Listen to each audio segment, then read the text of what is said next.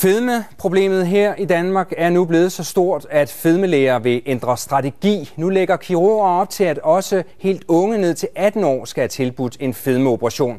Og den idé kan en af de unge danskere, der har prøvet turen i udlandet, kun støtte. I dag er Jonas Kvist fuld af selvtillid. Jeg har tabt mig 56 kilo næsten. Ja, det tror jeg er op omkring 60 snart. Det ryger jo af hele tiden. Jeg kan dog nok nå at måle det jo. Men for et år siden lød det anderledes.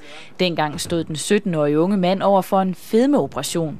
Nålen på vægten viste 202 kilo. Det er jo ikke bare fordi, jeg bare tænker, nu gider jeg ikke mere. Fordi jeg har kæmpet med det. Men det føles bare svært, fordi netop er den størrelse er. Jonas Kvist kunne ikke få en fedmeoperation i Danmark, fordi han var for ung, så forældrene betalte de 55.000 kroner, en fedmeoperation koster i Tyskland. Og i dag vejer den 192 cm høje handelsskoleelev 143 kilo. Hvis jeg skal ned på en eller anden café og sidde, så er det jo nogle flotte stole, meget elegante stole, meget små stole, som man tit skal presse sig selv ned i. Og der havde jeg da mange problemer før. Det er jo underligt nu at kunne gå ned og sætte på stolen og faktisk sidde godt.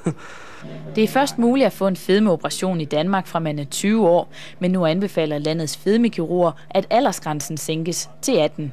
Vi ved jo, at der er flere og flere, også i ung alder, som er blevet svært overvægtige, og som derfor vægtmæssigt indfrier de kriterier, der er for at tilbyde dem en operation. I Danmark har Sundhedsstyrelsen hidtil fastholdt aldersgrænsen på 20 år, selvom anbefalingen er 18 i resten af EU.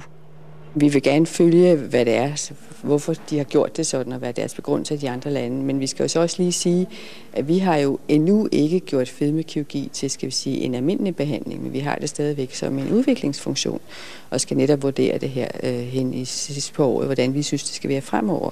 Sundhedsmæssigt er Jonas Kvist ikke i tvivl. Operationen har været hans redning. Jeg er da blevet 3 gange mere glad, og ja, jeg har smidt 55% af min overvægt, så det har da absolut noget at sige. Institut for Folkesundhed vurderer, at der er omkring 25.000 svært overvægtige unge mellem 16 og 24 år her i Danmark.